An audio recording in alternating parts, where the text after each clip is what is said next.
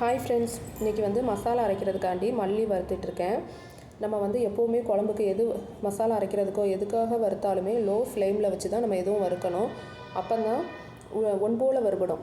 இல்லை அப்படின்னா வெளியே தீஞ்சிரும், உள்ளே வந்து வறுபடாமல் இருக்கும். இப்போ வந்து மல்லி வறுத்து எடுத்துகிட்டு வத்தல் வந்து இதேமாதிரி காம்பெல்லாம் ஆஞ்சிட்டு வெள்ளை வத்தலெல்லாம் எடுத்துட்டேன். வெள்ளை வத்தல் வந்து கேன்சர் வர்றதுக்கு வாய்ப்பு இருக்குதுன்னு சொல்கிறாங்க. அதனால் வெள்ளை வத்தல் இல்லாமல் இதேமாரி நீட்டாக காம்பெல்லாம் ஆஞ்சிட்டு அது மிளகு, பெருஞ்சீரகம், ஜீரகம், வெந்தயம், கடலைப்பருப்பு, துவரம்பருப்பு, உளுந்தம்பருப்பு, கூட்டு பெருங்காயம் இதெல்லாம் நல்லா வறுத்து இதேமாரி எடுத்து வச்சுருக்கேன். இப்போ இதை மிஷினில் கொடுத்து அரைச்சிட்டு வந்துட்டேன். இப்போ பார்த்திங்கன்னா நம்மக்கிட்ட ஜிப்லாக் கவரில் 1 கிலோ மசாலா, அப்புறம் 100 gram packet, 1/4 kilo packet, 1/2 kilo packet இந்த மாதிரி பேக்கெட்டுகளை நம்ம அரைச்சிட்டு வந்த மசாலாவை எடுத்து வச்சுருக்கேன்.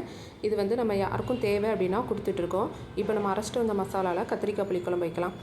வெங்காயம், சின்ன வெங்காயம் இதேமாரி கட் பண்ணி வச்சுருக்கேன். பூண்டு, தக்காளி, புளி, கொஞ்சம் தேங்காய் பால் இதை எடுத்து வச்சுட்டு இப்போ நம்ம வந்து புளிக்குழம்பு வைக்கலாம்.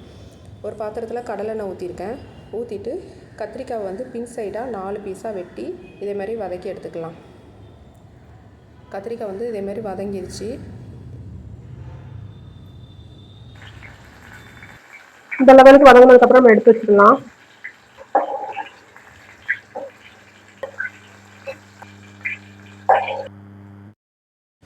அதே பாத்திரத்தில் உள்ள எண்ணெயில் கொஞ்சம் கடுகு, வெந்தயமும் போட்டு பூண்டு போட்டு வதக்கிக்கலாம். ஸோ நம்ம கொஞ்சம் வெங்காயம் சேர்த்து இதோட நல்லா வதக்கிக்கலாம்.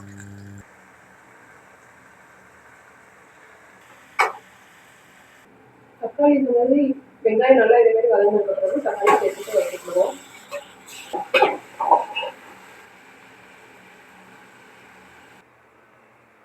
நல்லா தக்காளி வெங்காயம் வதங்கிட்டு இப்போ நம்ம வந்து நம்ம அரைச்ச மசாலா பொடியில் வந்து ஒரு 3 ஸ்பூன் அளவு சேர்த்துக்கலாம்.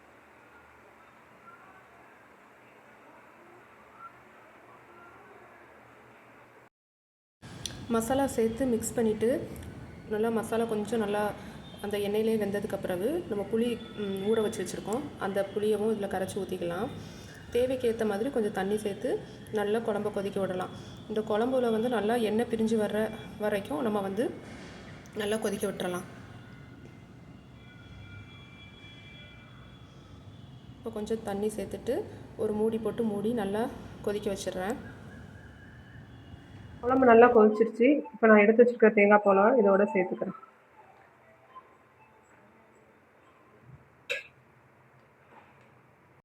எண்ணெய் இந்த மாதிரி பிரிஞ்சிருச்சுனாலே குழம்பு வந்து ரெடி ஆயிடுச்சுன்னு அர்த்தம். யாருக்கும் வீட்டு மசாலா தேவை இருந்ததுன்னா நம்மளை காண்டாக்ட் பண்ணி வாங்கிக்கலாங்க.